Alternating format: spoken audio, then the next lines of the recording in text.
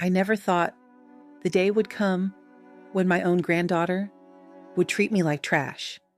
But that's exactly what happened. One moment, I was offering to help her with a simple art project, something we'd done together countless times. The next, she threw a steaming cup of coffee at me, like I was some unwanted guest in her home. The liquid hit my blouse, scalding my chest, the smell of burnt pride. Lingering long after the coffee cooled, I remember looking up at her, expecting shock, or maybe even regret. Instead, I saw nothing but the blank stare of a child who'd learned that actions have no consequences if you're cute enough to get away with them. My son rushed in then, arms open, face apologetic, voice dripping with excuses. "She's just a kid, Mom," he said, as if that explained it, as if being a kid gave her the right to throw scalding liquid at her own grandmother and walk away. Without a single sorry, I wiped the coffee off my chest, packed my things, and left their house that same day. But what they didn't know was that leaving wasn't the end, it was just the beginning, because by morning, they'd lose far more than they thought they'd gained. Before I tell you how it all unfolded, hit that like button, share where you're watching from, and subscribe so you never miss a story like this. Now, let's dive in. My name is Carol Thompson, a 67-year-old widow with a lifetime of patience, a kitchen full of memories, and a heart that's been bruised more times than I can count, but never broken. I've raised a family, buried a husband, and always found my way forward.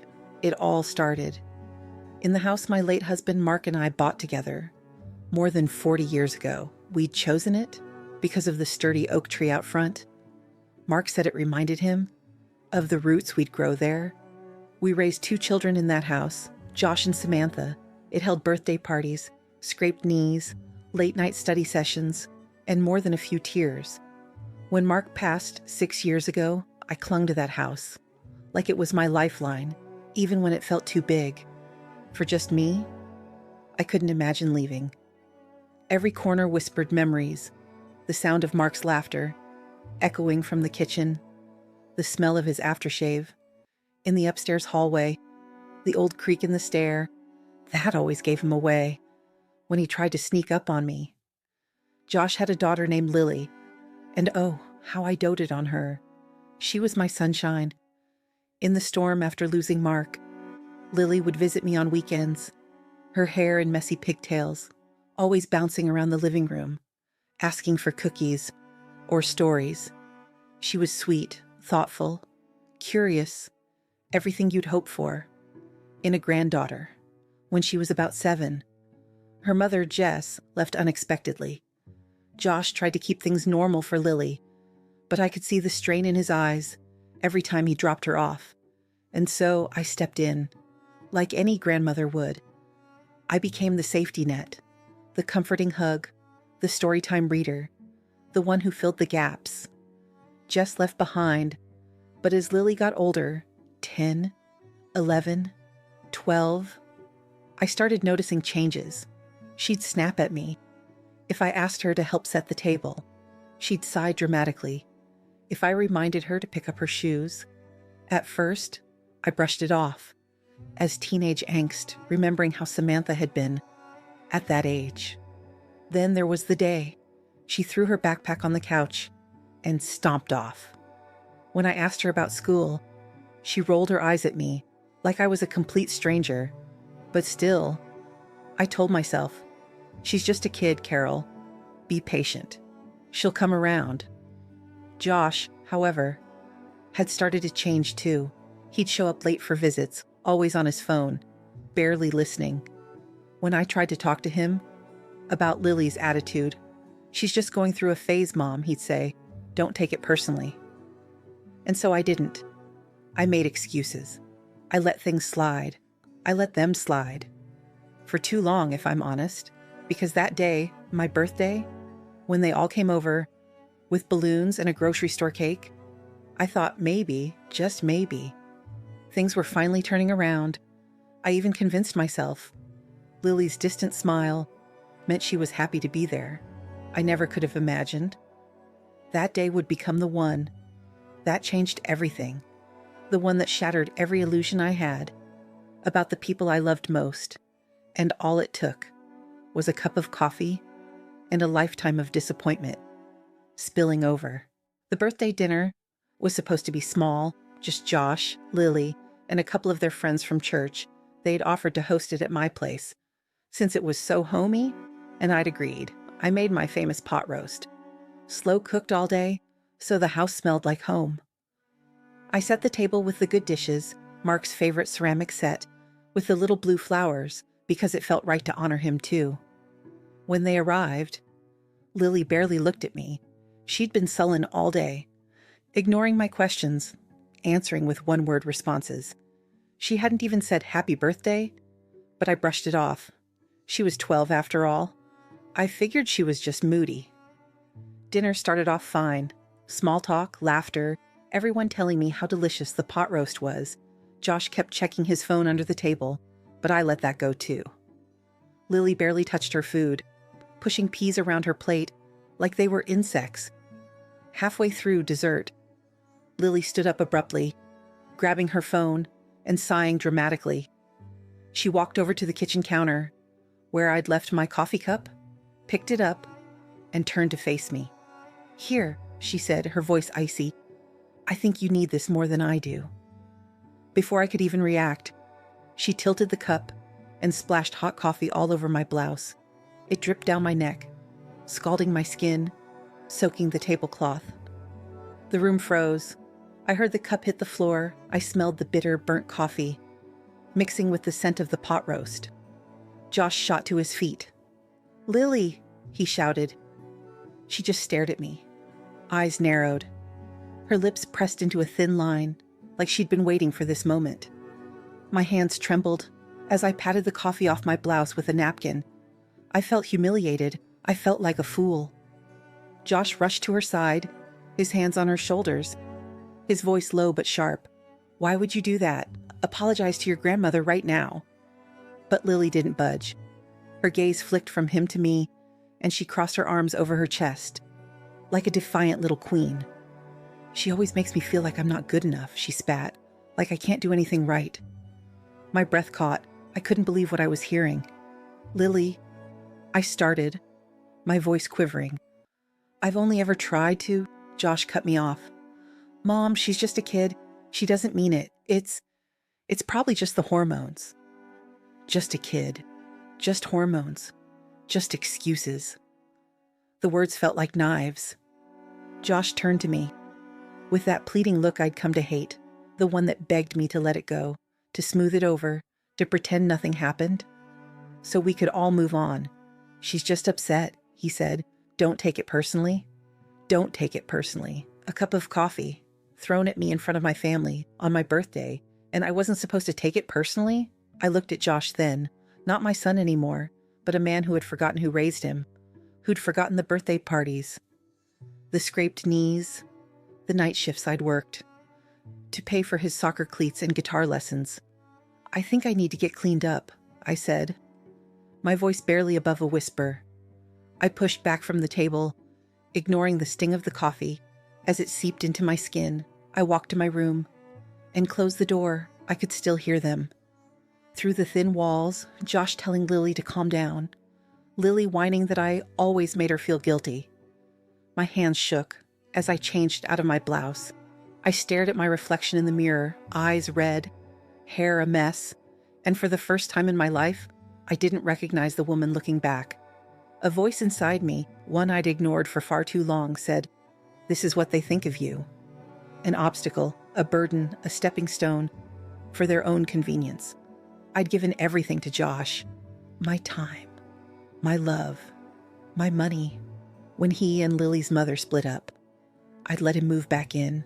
When things got tough, I'd opened my home, my kitchen, my heart. And this was my thanks. A kid who threw coffee at me, and a son who defended her. For a moment, I thought about going back to the table, trying to fix it, trying to be the mother who always made things okay.